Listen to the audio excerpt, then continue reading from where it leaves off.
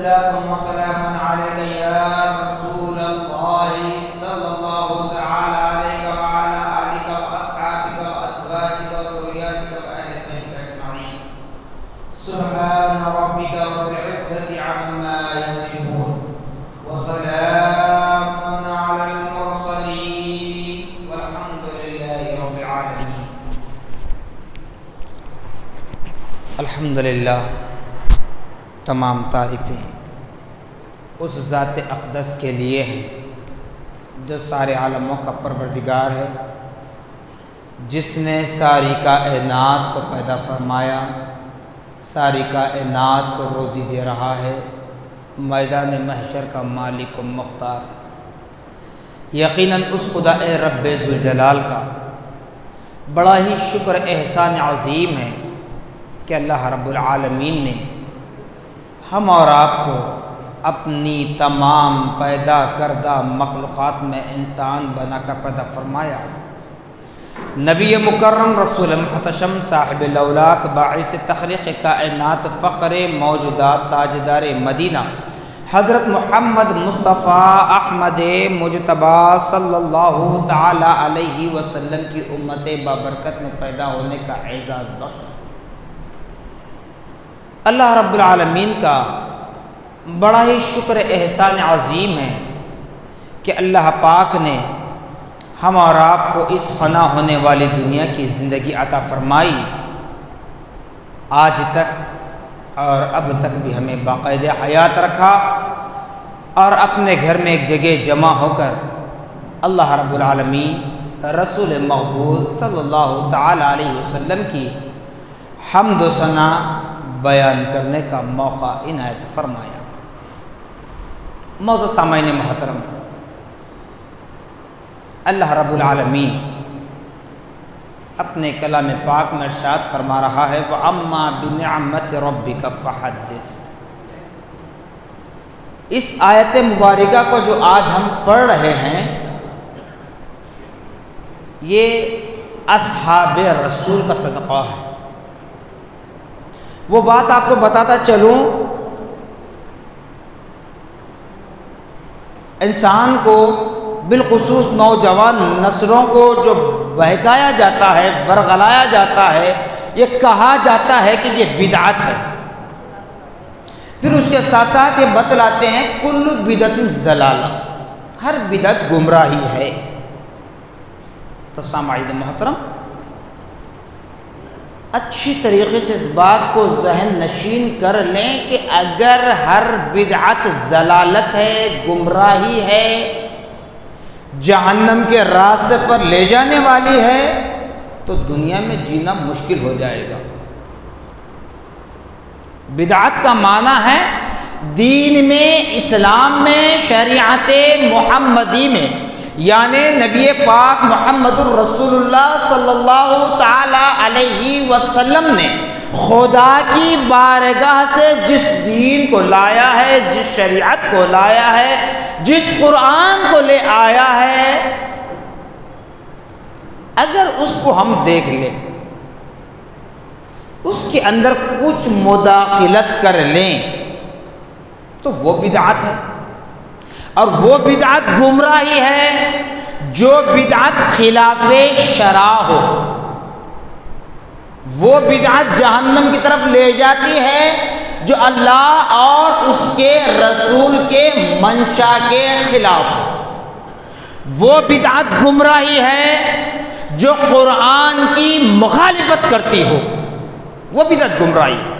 کل بدعت ضلالہ، ہر بدعت گمراہی کہنا یہ بالکل غلط ہے، کیونکہ بدعت کی قسمیں ہیں۔ ہر انسان برا نہیں کہہ سکتے، ہر انسان جھوٹا نہیں کہہ سکتے۔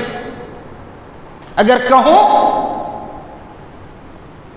ساری دنیا جھوٹی ہے، اب کس کو سچا کون بتائیں گے؟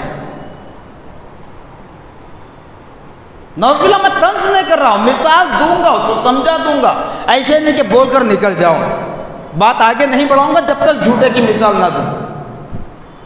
دنیا میں سچا کون ہے؟ کون اپنی اولاد سے محبت نہیں کرتا؟ ہر کوئی کہتا نا میرا بیٹا، میری بیٹی، میری بیوی، میری ماں، میرا باپ. کون نہیں کہتا؟ کس کو محبت نہیں ہے؟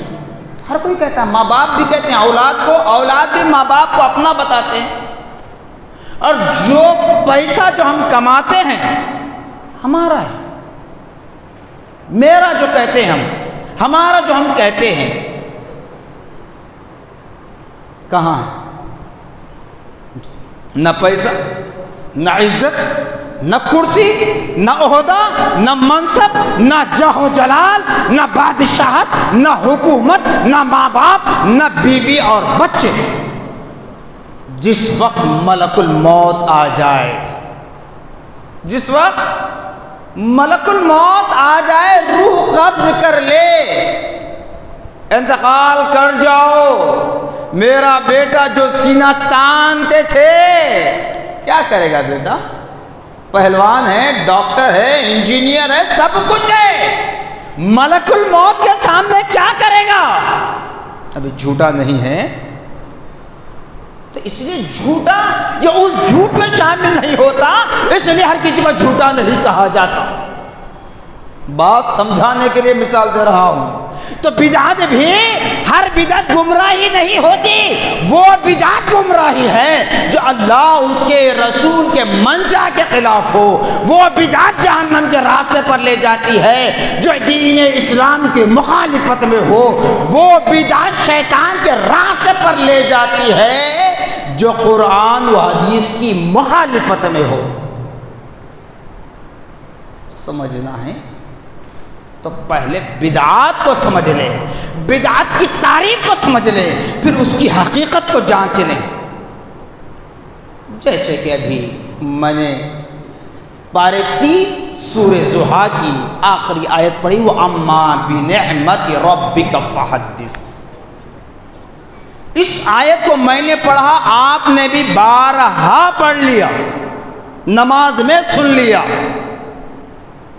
مگر بتاؤ، جس طرح اللہ رب العالمین نے ہمارے نبی محمد الرسول اللہ صلی اللہ تعالی علیہ وسلم پر قرآن کو نازل فرمایا تو کیا فرمایا؟ اِنَّا نَحْنُ نَزَّلْنَا الذِّكْرَ وَإِنَّا لَهُ لَحَافِظُونَ.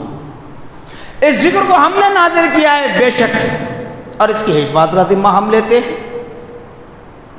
پھر اللہ پاک نے یہ بھی فرمایا، لو انزلنا هذا القرآن على جبل لرأيته خاشعا متصدعا من خشية اللہ. اگر میں میرے اس قرآن کو، میرے اس کلام کو ایک ٹیلے دار مضبوط پہاڑ پر بھی اگر نازل کر دوں، مضبوط پہاڑ اس پر بھی اگر نازل کر دوں تو پہاڑ میرے قرآن کو سنبھال نہیں سکتا، بلکہ ریشہ ریشہ ہو کر زمین پر گر جاتا. قرآن کی حفاظت کی بات فرمائی رب نے، اور رب نے قرآن کا مقام بتلا دیا. ارے آج ہمیں کسی کو کہنے کی ضرورت نہیں کہ قرآن کی عظمت کیا ہے، خود خدائے رب العالمین بتا رہا ہے. تو اب اس قرآن کو جب پہاڑ نہیں سنبھال سکتا، چٹانیں نہیں سنبھال سکتی، تو میرے آقا دو جہاں محمد الرسول اللہ صلی اللہ تعالی علیہ وسلم کا سینے اتھر کتنا مضبوط ہے. خود خدا بتا رہا ہے کہ میرے نبی کا سینہ ارے پہاڑوں کی چٹانوں سے بھی مضبوط ہے، جس نے قرآن کو محفوظ کر لیا. اور اس قرآن کو نازل ہونے میں کتنا وقت لگا صاحب؟ 12 آپ نے سنا ہے. اس کو اس مرتبہ پھر دوہرا رہا ہوں کہ تاکہ آپ کو بدعت پر جو میں نے گفتگو کا آغاز کیا وہ سمجھ میں آ جائے. 23 سال 23 ایئرس لگ گئے قرآن کے نزول ہونے میں، نازل ہونے میں. قرآن میں کتنے پارے ہیں صاحب؟ 30 پارے. چھوٹا سا معصوم بچہ 5 سال کا بچہ بھی ہے تو اس کو قرآن تھماتے ہاتھ میں وہ پکڑ لیتا ہے، اٹھا لیتا ہے، جبکہ قرآن اتنا وزن نہیں ہے. پھر 23 سال کیوں لگے؟ 23 ایئرس کیوں لگے قرآن کے نازل ہونے میں؟ جبکہ ایک ہی وقت میں نعوذ باللہ معاذ اللہ استغفر اللہ جس طرح انبیاء علیہ السلام اجمعین بالخصوص نبی محمد الرسول اللہ صلی اللہ علیہ وسلم کی شان میں بے ادبیہ کرتے ہوئے کہتے ہیں نا ہم جیسے نعوذ باللہ، وہ بھی بات کہہ دیتا ہوں تاکہ ذہن میں شکایت باقی نہ رہے۔ مسلمان لا الہ الا اللہ محمد الرسول اللہ پڑھنے والا، بچہ ہو بچی، بوڑھا ہو بوڑھی، قرآن کو اپنے سینے میں محفوظ کرتے ہیں نا، منیمم 3 ایئرس، میکسیمم 5 ایئرس، اس سے کم بھی ہیں۔ کسی نے 2 سال میں بھی مکمل حفظ کیا، کسی نے 1.5 سال میں بھی کیا، کسی نے سال بھر میں کیا، کسی نے 6 ماہ میں کر لیا۔ بلکہ ایک صحابی رسول کا واقعہ ہے کہ انہوں نے 7 دن میں، 1 ہفتے میں قرآن پاک کو اپنے سینے میں محفوظ کر لیا، 1 ہفتے میں، 7 days only۔ جب قرآن کو اپنے سینے میں ایک بندہ کم عرصے میں اپنے سینے میں سیو کر سکتا ہے، محفوظ کر سکتا ہے، تو قرآن کا نازل کرنے والا قادر مطلق ہے۔ جس کے قلب اثر پر قرآن اتر رہا ہے وہ مختار کل ہے۔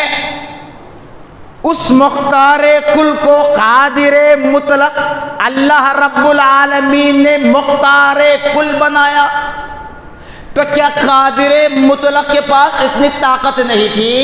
نعوذ باللہ معاذ اللہ، کہ قرآن کے نازل کرنے میں 23 سال لگا دیا؟